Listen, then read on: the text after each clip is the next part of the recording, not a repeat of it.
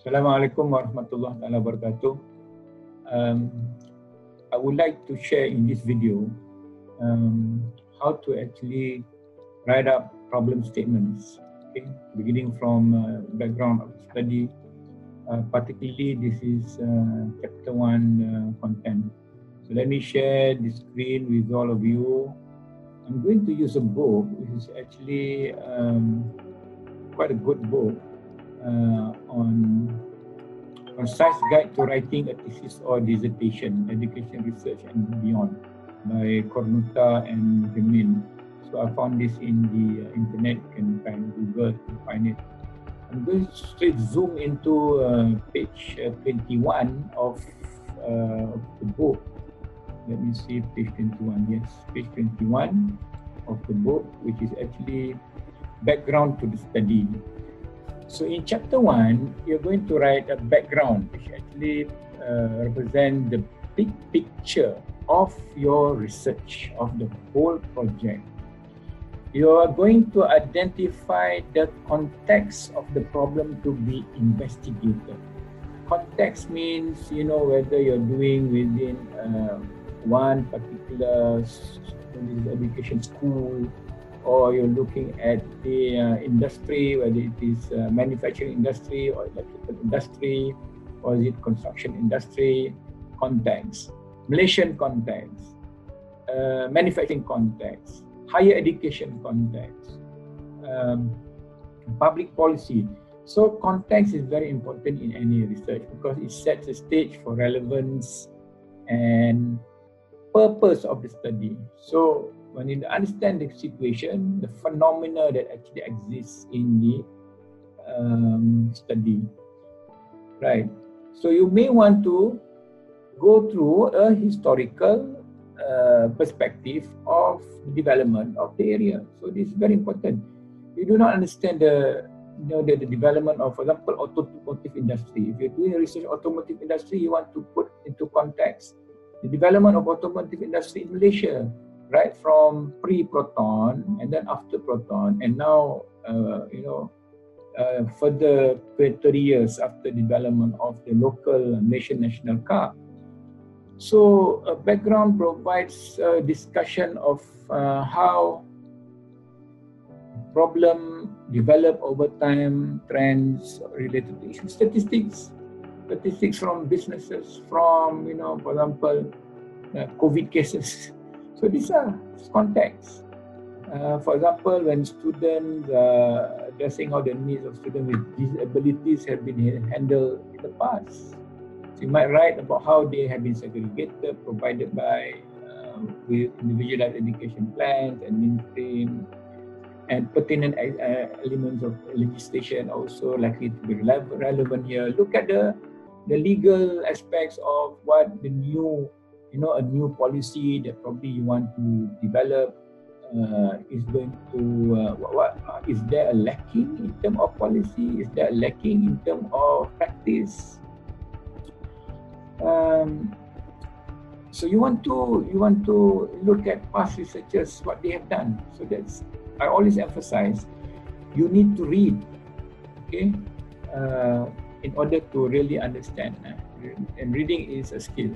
So you cite recognized authors to let the reader be aware that you are not just expressing your ideas, and to support and strengthen the statements you are making. Okay? So it is very important. I always emphasize the need for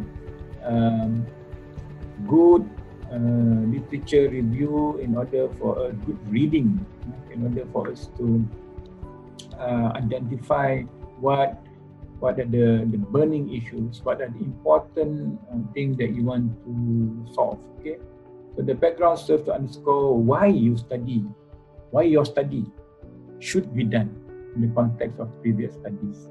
So why you need to do the study? It is based on previous findings that you have already summarized. Okay, and it should uncover a problem or issue, whether further research is required. It expands on the statement, while previous studies have shown that the application of this method is useful within the X, Y context, it has not been able to be, proven in the Z context. Okay, so the background is more broadly the whole of the study guided by the purpose of study, identifying what you hope to discover. Okay, right. So you have to have a clear purpose of the study. You shouldn't undertake research. Shouldn't be undertaken to prove a point. I mean, you're trying to prove that someone is wrong, someone is making a mistake. No, we are trying to advance knowledge. When we advance knowledge, we are trying to put into perspective many ideas, and we are trying to debate. Your study should stand up against the scrutiny of differing opinion because of the veracity of methodology and reporting. Okay, there is even coming out with a new methodology is a new, advancement in knowledge. Okay. Now, I thought I wanted to talk about problem statement, which I think many people are not clear. Okay, not clear. So you have to have purpose statement. Okay, purpose statement requires articulating a problem which can be clarified through a series of questions that flow from general to specific. So start with a big, general topic or general question. Then you zoom into funnel. This is funnel strategy. Funnel strategy. Broad. Okay, broad, narrow. Once you identify your narrow, if you go down to decipher more information. Okay, what topic requiring investigation I'm passionate about? It's important to choose an area of focus that is personally. It is important to choose an area of focus that is personally motivating. Study shouldn't be taken to prove a point, rather to investigate.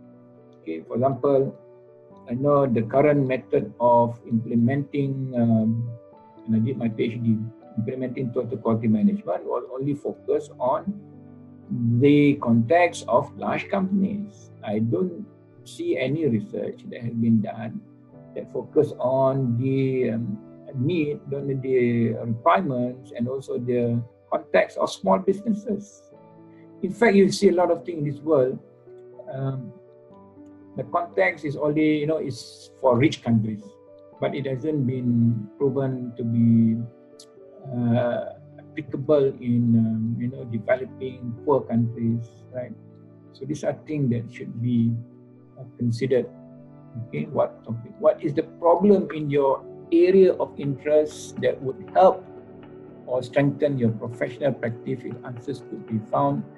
I mean, in teaching, probably in education, they want to find, a much more effective method of teaching and ensuring that children in schools are, getting the best of education. For example, in this area of COVID-19, we don't know whether, the current method of emergency online teaching is as effective as face-to-face teaching. Okay, so we need to find out. We need to see whether the technology is even being received in the rural areas. We may be teaching. I may be presenting this video and this teaching. It may be beneficial for people who have access to the technology or who understands English, for that matter. Okay, but most of the theses in Malaysia are actually in English, so you should be able to pick up the language as much as possible. There's no two ways about it. You have to master the language as well, unless you do in a university which is actually in local Malay language. So who is likely to benefit the problem you start will resolve? What would you measure, or what would you talk to gather data needed for your investigation? I mean, what interviewer probably, well-written purpose statement avoids bias, critical component of success. That's why critical component of the success of any research proposal. So I know many people are in the throes of trying to come up with a research proposal, and one of the hardest thing is, purpose statement. Or some people will ask you, what's the research gap? The research gap is not something that people have not done. Oh, nobody have done it, I want to do it. No, it must be, justified by your own analysis of what you have found from previous researchers. Put into perspective. Put it simple. Do not complicate. Write in simple language. Okay. So it says here that a purpose statement can be qualitative or quantitative. It doesn't matter whether you're doing a qualitative research based or quantitative. Okay.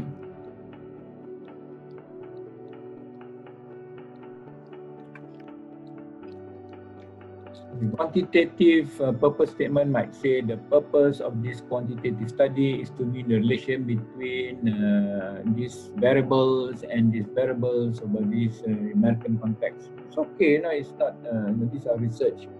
So you have your independent variables and your dependent variables. And you do a statistical analysis.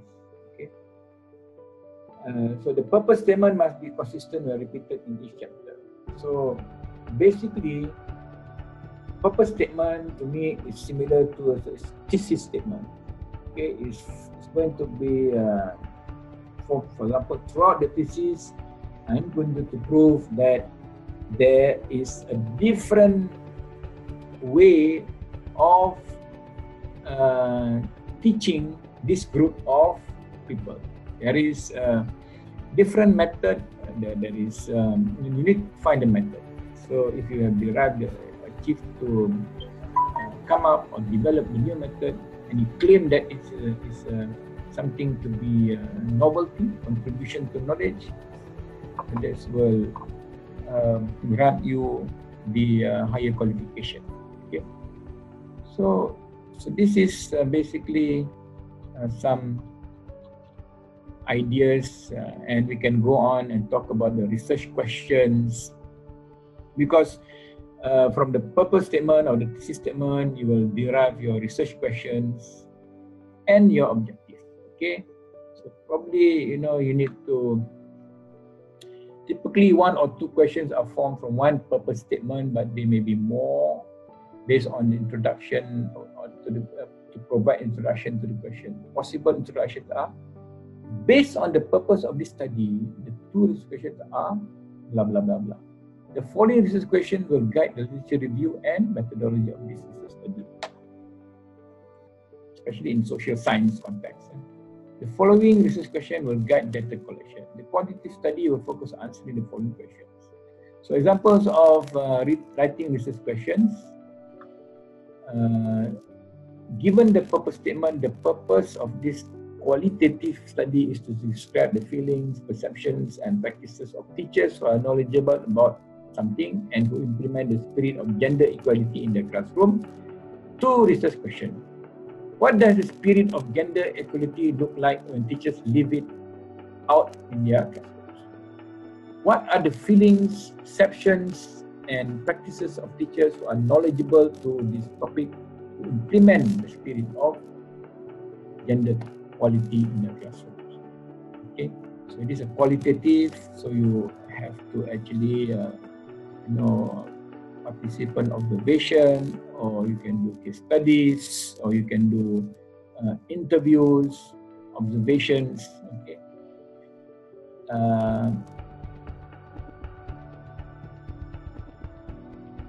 Right. So I hope that you have an idea of can probably carry on and let you think about. For example, this is a research question on qualitative. When we say qualitative, we will always measure. There is a measurement. There are statistics.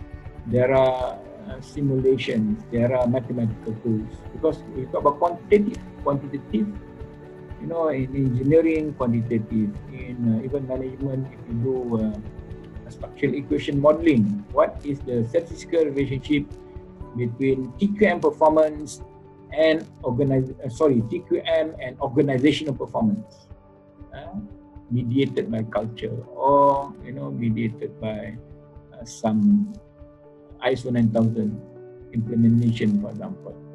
Okay, so coming up with the you have to understand the background, and then you understand the research, the purpose statement. You derive the research questions, and you can actually come up with the what we call objectives. Okay, so I'll be sharing some more probably in the future, inshallah. And if you have any questions, please jot down in the comments, or you can email me. Inshallah, I will try to assist you. I know there are many other tools that you need to actually be skillful at. So my advice is always read and read and read. You know, you have to sharpen your reading skills, and you have to sharpen your writing skills. You do not sharpen your reading skills and your writing skills, and of course the writing skill, of course there are today Grammarly and all the software, but softwares are just softwares. The thinking is actually coming out from our brain. The brain will actually able to comprehend and articulate, and also be able to express. The expression comes from the researcher. The expression doesn't come from the software. Software doesn't, it helps, really it helps, but the real expression comes from the onus is on the researcher. You may disagree with me, it's okay. You can, and good luck, all the best to you. Assalamualaikum warahmatullahi wabarakatuh.